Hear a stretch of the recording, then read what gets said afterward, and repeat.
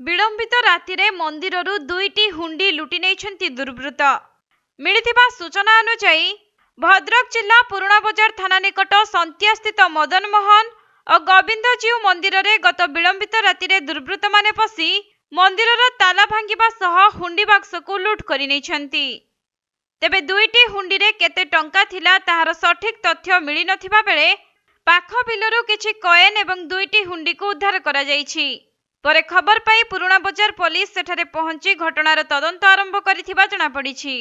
ना आज तो गुडन आसी देखिए पूरा पाखा पाखी जाउनी बाय चांस ताको ये रछु देखो जो मां को देखिनी देखो न चोरी छी मदन भी चोरी गोविंद भी चोरी से आस्तिले एटा दुरा काम सुनो कोचा सुनो हां ए पैसा पड़छि तो कोचा पैसा पड़छि राक्षस चोरी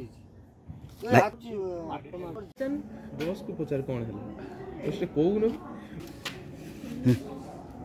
भद्रक जिल्लारू सुनील दत्तଙ୍କ रिपोर्ट कोणार्क लाइव।